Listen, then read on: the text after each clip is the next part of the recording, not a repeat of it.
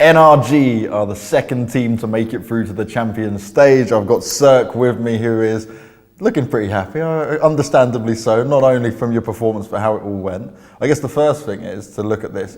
Astralis, you guys took them down at the Pro League finals. You had a different lineup then, but now you've done it in an even more convincing fashion. How? Because this wasn't like, yes, the train game was very tight, but it was so back and forth across all of it. But then you do the mad damage on Nuke. Just explain it to me.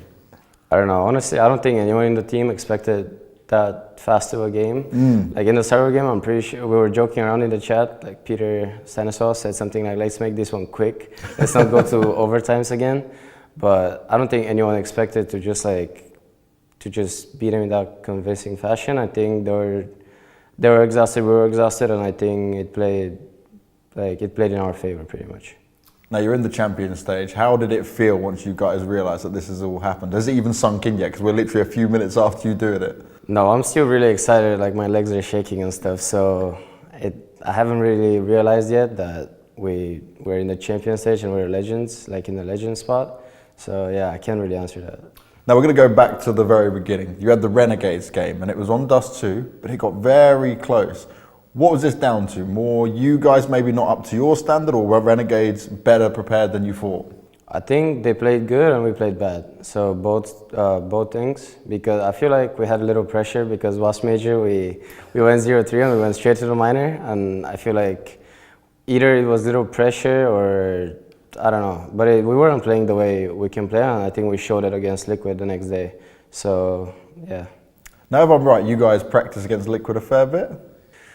Not really. We were boot camping in Europe. I think we practiced against them once or twice. Okay, because when I was talking to the Liquid guys for Nitro, I was like, oh yeah, we play against the NRG guys and we see how it goes down. Honestly, I might be lying. I might be lying. I don't know. I remember once or twice. So you played them a couple of times, but how much did this kind of stuff factor into it? Did you guys just have a good read on how they were going to play it?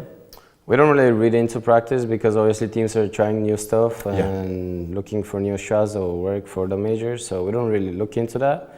I'm pretty sure just Chet prepared of their official matches, and that's how we went into the game.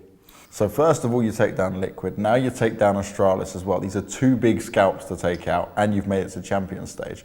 But after train, how were you guys? Because that was a long game. It must have been a very exhausting game as well. Were you still full of energy? Yeah, we just went outside and we didn't even, because normally we go outside and we talk about our next map, but this time we went outside and we were just like, let's just not talk and let's just take a breather, relax, and just keep it in your heads that it's not over. We have one more map to win, and we just ate bananas and stuff, and we went back to the match area, and then we talked. Bananas, key to success, right? It's giving you a bit of everything you need in terms of energy, potassium, bring you through. So now we saw what happened on Nuke, we've covered that, but you guys are through to this championship stage. Now we have NRG though, that you add CeRq and you add Stanislaw, but that's just adding 2 players to your core roster there. What else is the big difference that's managed to make you get to this stage? I don't know really. You've got no answer for it. The analyst should say that at the desk. The analyst at the desk should say that. I don't know what the difference is. So you guys are just playing your game, because Stan, admittedly, yes, he had fantastic games as well, adding a lot more firepower to the team. But for me, it's like watching 2 different teams. Yeah, I guess we're a little bit more structured and more loose at the same time. I can't really explain it, but like this is funny, but after our boot camp, I felt like we haven't improved, and we had a meeting right before the boot camp, and everyone was like, so are you guys happy with the boot camp? Everyone was happy, and I was like, I don't feel that we improved. And we come into the major, and it seems like we improved like a lot because we implemented Peter's game.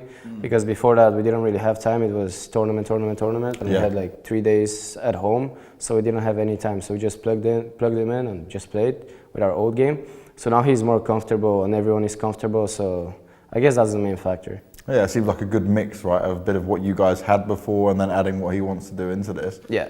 Now, you guys obviously have made it this far, but done it in a convincing fashion. But one thing I did notice was you guys were a lot louder than what we've seen before in NRG. There was times when we'd look at you at events, and it was certainly a bit more of a somber, quieter mood. Has this been a change of you guys have purposely tried to do, or is it just naturally happening? I don't know. We don't really talk before the games if we're going to be loud or not. It's just, before the game, the only things we say is keep the energy positive, because if you just go down mentally, then you're probably going to lose. and that's pretty much it. And just CeRq, Peter, everyone is yelling, honestly. And before that, in our own lineups, we'll just be try to keep composed. I mean, just don't really be loud. Just chill out, and if we win, we win. So I don't know if it helps. I feel like it helps. We also didn't huddle before, and I feel like that helps us a lot as well. So I think it's a positive.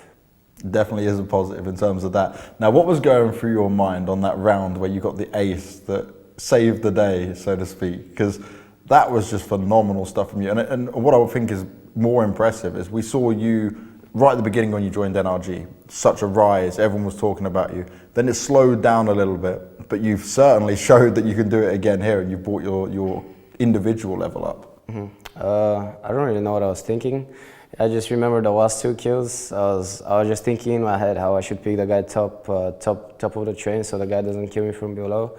But that's the only thing I was thinking. And then when I killed them both, I remember before killing the last guy, I was like, did it tap? And everyone on the team was like, I have no idea. I'm like, I'm thinking this.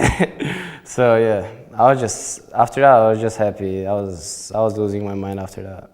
And what's enabled you to raise your individual level? You've been putting some more extra practice in, or is it just the general mood? I don't think it's me, my individual level going bad, honestly. I think it's more mentally.